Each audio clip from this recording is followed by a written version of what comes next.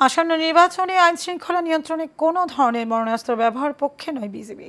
সকালে বিজিবির ঢাকা বেস ক্যাম্পে একথা জানান sector commander colonel SM Abul এহসান।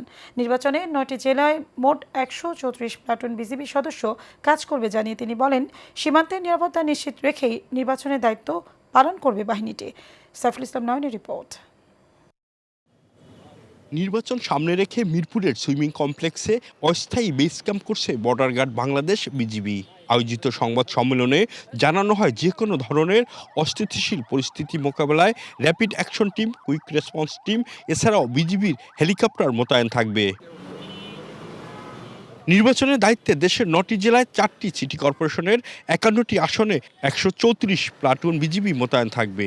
তৈরি করা হয়েছে 42টি বেস ক্যাম্প। সংবাদ সম্মেলনে জানানো হয়, 4427 কিলোমিটার বর্ডারের নিরাপত্তা নিশ্চিত করেই নির্বাচনের দায়িত্ব পালন করবে বিজিবি, সমন্বয় করবে অন্যান্য আইনশৃঙ্খলা বাহিনীর সাথে। আমাদের 4427 কিলোমিটার সুরক্ষা নিশ্চিত করেই আমাদের এই ফোর্স বের করা হয়েছে, তাদেরকে এমপ্লয় করা হয়েছে। এই নির্বাচনে সার্বিক নিরাপত্তা নিশ্চিত করার জন্য আমাদের বিজিবি সদস্যদেরকে body on camera, metal detector, night vision device, APC সহ আধুনিক সিগন্যাল এবং যোগাযোগ সরঞ্জামাদি ব্যবহার করে কার্যকর নিরাপত্তা নিশ্চিত করবে ইনশাআল্লাহ। পরিস্থিতি যতই খারাপ হোক, অত্যন্ত কম শক্তি ব্যবহার করে তা মোকাবেলা করা হবে। আর সেভাবেই প্রশিক্ষণ দেয়া হয়েছে বলেও জানান সেক্টর কমান্ডার। যাতে কেউ কোনো ধরনের কোনো দুর্বলতাকে কাজে লাগিয়ে কোনো ধরনের কোনো অস্থিতিশীল পরিস্থিতি সৃষ্টি করতে না পারে, এই জন্যই এত মোতায়েন এবং এত পরিকল্পনা।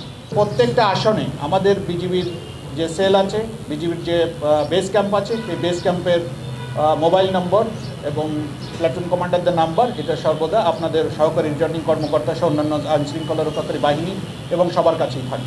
নির্বাচনের আগের দিন, নির্বাচনের দিন ও পরের দিন দায়িত্ব পালন করবে বিজিবি। নির্বাচনে শতভাগ পেশাগতভাবে কাজ করার প্রত্যয় বাহিনীটির।